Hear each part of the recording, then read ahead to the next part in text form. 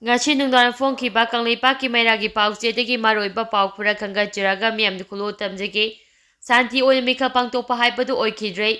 Polling Station Kayada EVM Machine Tugaiba Nongmei Kapsimba Brain Fire Tobagi Todok Sing Tokre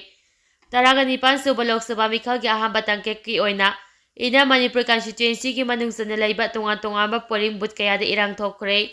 Ngasi Ayupu Mapam Makairam Tama Matamdasu Ifan Iski Yasku Kendrigi Manungsanba Wangkai Maihobam polling station na BJP amadi Congress ki thongmising gi marakta ungkhonaba thokpadagi Congress ki buthugairam lei nomai satna duna ungkhonaba thokriba thawdo adu gypsy gari anida lapa khulai faiba miyoi singna polling station adu da thomji laktuna Congress ki nangna saba polling thugai ki loina Congress ki agent phamba yaroi haina BJP sogapa khulai faiba kangu aduna nomai chatuna Congress ki polling booth thugaiba ki thawdo adu mafam adu ngak senduna lairiba Security personnel singi mama makta da chathakiba aduda karisu tawduna yegduna laikiba adubu Miyamna aduki matik fenate thawdo asigi matungda ngasi Imphal East District ki Moirang Kampuda hangba 4/44 ki polling station ki EVM Machine thugairambadagi polling station asida vote thadaba lepkhre haidi voter singna ayu angambadagi hawduna voter singna vote thadaba hawraba matungda polling station aduda sakhangdaba singna changlaktuna EVM Machine adu thugairambani Thawdo asigi matung pung 12 makhaidagi amu vote thadaba lepkhre hari amaramda Lok Sabha Mikhal asigi mai leina ngasi Moirang Kendragi manungsana Thanapopi Primary School da hangba 27/8 polling station asidasu sakhangdaba khulai fiber singna thomjilaktuna mafam aduda hana leiramba kupu amaga ungkhotnaba thawdo ama tholakpadagi break fire tawduna nomai kapthorakpadagi miyam kadina chenabadagi vote thadaba lepnakhi Masigi matungda security personnel sing mafam aduda laktuna amung hanan leptuna vote thadaba hawan ki hairi ngasi Mikhal asida mari leina thongju kendrigi manungsana leiba Nongmei Chindol School da hangba polling station number 5/31 da EVM Machine chakhangdaba khulai matik chana paiba singna thugaikre loina polling station number 5/32 da su voter singna voting thina thadakhidre hairi Mikhal asibu santi leja niyom chuna pangthongnaba chief security force singna chiching thorong lakholabasu pamdaba thawdo aduma thokki amaramda ngasi ayu pung 12 ga minute korom taba matamda sakhangdaba singna iroisemba mayai lekai da hangba polling station number 10/7 amadi iroisemba makha lekai polling station number 10/6 ki polling station oriba iroisemba upper primary school da party singi agent singi manungda sahe naba tholokpadagi EVM Machine ani thugaikre hari polling station aduda security personnel singna mikup nahom singna laiduna makhata na irang thoktanaba checking thorong lokhatkre hari ngasi pangthoriba Mikhal asi PM Narendra Modi ga anoba term amagi damak yamna maru eba Mikhal amani CM Chief Minister N Bireng ngasi ayuk mahaki hangang kendra gi manungda laiba polling booth mahaki loina bi hiai nuga loina vote thadakre vote thadaruraga tholokpa matamda CM na pamisingda amadi Miyamda phongdokhibadi ngasi ahamba tangkaki oina Manipurda pangthoriba 19 suba Lok Sabha Mikhalgi ina Manipuri go oiba vote thadaba achi lamdam asiki tanatana leba asigi oina yamna luba Mikhal amani Prime Minister Narendra Modi gi anaba term amagi dama Mikhal asi yamna maru oiba Mikhal ni maduna Manipur miyamna isa gi aningba apambagi matung ina vote pibiyu tabotabu BJP na ngasing Manipur gi luraba tanja asida Manipur miyam gi damak lauriba firep amadi Manipur kaidanaba amadi indigenous peoples kananaba lauriba firep amadi thabak sing pokningda thambiraga BJP ki inner amadi outer da BJP da subminariba MPF ki mere animakta vote pibiduna PM Narendra Modi bu ahum suba term gi Prime Minister ohenaba miyamna saruk yabiyo haiki maki oinadi BJP ki merep oina puthokliba thongnawja Basanta Kumar da thadare haina phongdokhi loina outer Manipur gi oina MPF ki merepta vote pibiyo haina phongdokhi Miyamna thadariba vote asi anoba Manipur gi awanba puraknaba ahamba khongthangni bimol India Bloc na sawgatuna Congress ki mere oina songthorakliba angomja bimol akoi jambu kaisamthong AC ki manungsana leiba Ramral Pal Higher Secondary School da hangliba polling station da ngasi vote thadakre mana vote thadaraba matungda mafam aduda lairamba pawmising amadi miyamda phongdokhibadi pangthoriba 19 suba Lok Sabha election asi Manipur miyamna Delhi gi Mikhal ni haina khallaga Mikhal asida miyamna hawkiba matam asida vote thadabagi chang asi yamna nemi machi tahongumsi isa gi voting right adu machik chana sijinaba ama changi Mikhal asi praja miyamna chahi mangagi manungda amuktang oina lengaki mayokta paukhum pinanabagi tengai fadaba tanja aduni ngasi thadariba vote asi anoba manipurgi awanba poroknabagi ahamba khongthangni haiki. Jiri lambi ban ngasidagi haukhre gari 232 jiri da panduna lairi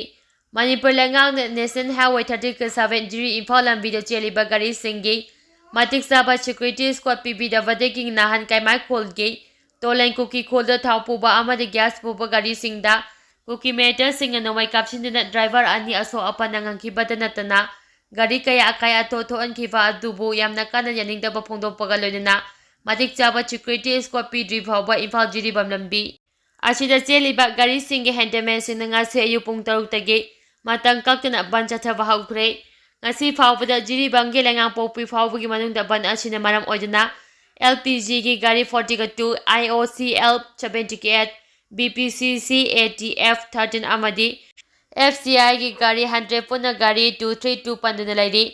LPG thawriba thawbaldagi hoirongba narsi singana akhoi pamui singda phongdoropagi matung inadi jiri bamlambi ban tawribagi maramde April 13 ta kaimai kuki kholgi tolen balance thokiba thawdoki matung ina driver mayamna yaningdaba phongdokpaga loina ban kaukibani driver singna maru oina taliba demandi ROP matik sana pibidaba lambida aso open yaropa matamda lengaki maikaidagi mating pibidaba amadi security matik sana pidaba machi puna maksi phangnaba matang kakna bangi khongjang asi chathavani driver singna posilakliba polam sing asi ranaigenate kanglu khudimakini ata tai tahamagi maung asi driver singna yaningde driver singna taliba maram saba demand sing asi lengang pi driver phawba bangi khongjang changsing gani hari ngasi Mikhal ga mari lenyana thokiba tawdok singda Arambai tingol ga karigo mahiram amatada mari lenyade Robertson ngasi pangtholiba Lok Sabha Mikhal asida Arambai tingol ming sizinaduna video post kayada bayo erakliba amadi tawrakliba thawong sing asi aikhoi Arambai tingolna taw haina instruction amatada pikhiba leite Kendragi MLA natraga Mikhal asida mere oina chongtholakliba singi worker singa tawbo erangani Machida Arambai tingolgi hiram amatada mari lenyade haina Arambai tingolgi control room operator thawpuriba Laistram Robertson chero amada hari chero asina hai laibak thiba thawdo amana hiyam gaida nupi ama Arambai tingolna khawri melam le hariba chichu Arambai tingolga mari amata lenyade Arambai tingolgi ming sizinaduna tawramba thabak sing asida police ki maikaidagi pharaga tawpham thawpat logi oiba thaba adumak tawbiyu Arambai tingolgi maikaidagi su angamba level da akhoi ming sizinaduna thabak tawramba sing kana thikali hari chero asina aroibada miyamgi mafamda khangalaklibadi Arambai tingolgi oina asigomba thabak tawong sing asi tawbagi ayaba amata leite amadi instruction pikiba su leite board ki namada lebak thugaiba pama kharana Arambai tingol bu lana uhanaba honarakpani haiki Arambai ni chingnaba singa Nongmei Chindol da Vote loina thadarambadagi Miyamna EVM Machine thugaikre SBRN Taragani suba Lok Sabha Mikhal gi ahamba phase ki oina ina Manipur Parliamentary Constituency ki ngase ayu pung 3 tagi hauna vote thadaba haurakpada Imphal East Command Zone 4 da laiba polling station 5/31 da mafam adugi voter oriba kayana vote thadaba haurakpa matamda Gypsy ainda lakpa Nongmei Viva Arambai tingol gi thomi singna chingnaba singna polling station manungda namduna mahut loina thadaramle thawong adubu pendaba phongdokna Miyamna EVM Machine thugaiduna amang ata thoankre haina Khongman Zone 4 da laiba Saikhom Bereng kauba voter amana paumi singa unaba amada phongdokre mahakna makhatana phongdokhibadi ngasi mahak masama polling station aduda vote thadaba tholakhi matamduda Gypsy gari anje lakpa sifai gi dress sepa Nongmei paiba Arambai tingolgi thomi singna haiba miyoi aduna vote thadabamda namduna changlaga miyam hoidoraga vote loinamak thadaraga chatki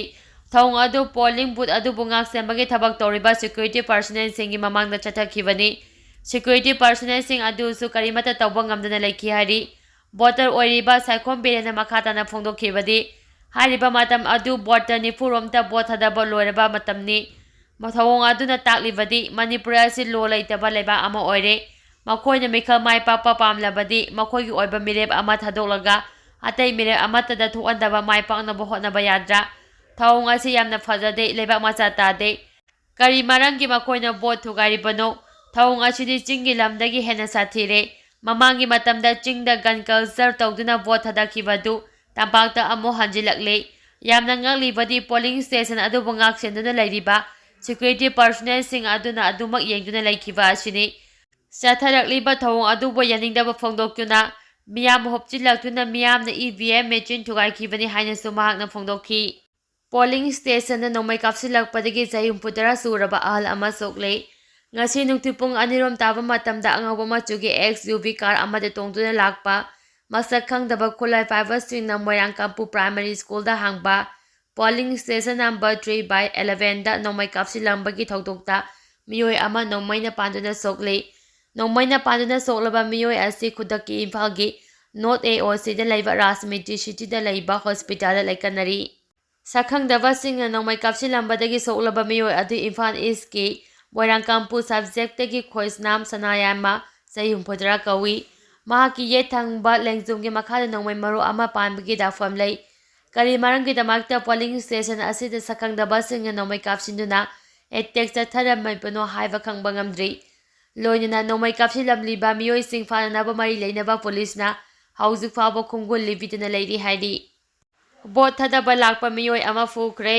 outer Manipur parliamentary ꯀꯟꯁꯇꯤꯇ꯭ꯌꯨꯟꯁꯤꯒꯤ ꯃꯅꯨꯡ ꯆꯟꯅ ꯋꯥꯡꯉꯨꯆꯕ upper primary ꯁ꯭ꯀꯨꯜꯗ vote ꯊꯥꯗꯕ ꯊꯣꯛꯂꯛꯈꯤꯕ ꯅꯍꯥ ꯑꯃ political party ꯑꯃꯒꯤ ꯃꯤꯑꯣꯏ ꯈꯔꯅ ꯐꯨꯔꯒ ꯇꯥꯟꯂꯛꯈ꯭ꯔꯦ꯫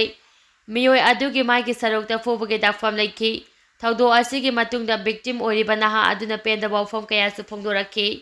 Relief ꯀꯦꯝꯞꯇ ꯂꯩꯔꯤꯕ ꯚꯣꯇꯔꯁꯤꯡ ꯑꯁꯤ ꯚꯣꯠ ꯊꯥꯗꯈ꯭ꯔꯦ꯫ ꯏꯝꯐꯥꯜ ꯋꯦꯁ ꯗꯤꯁꯇ꯭ꯔꯤꯛꯀꯤ ꯂꯝꯕꯣꯏ ꯈꯣꯡꯅꯥꯡꯈꯣꯡꯗ ꯍꯥꯡꯗꯨꯅ ꯂꯩꯔꯤꯕ ꯇꯣꯉꯥꯟ ꯇꯣꯉꯥꯟꯕ ꯔꯤꯂꯤꯐ ꯀꯦꯝꯞ 5ꯒꯤ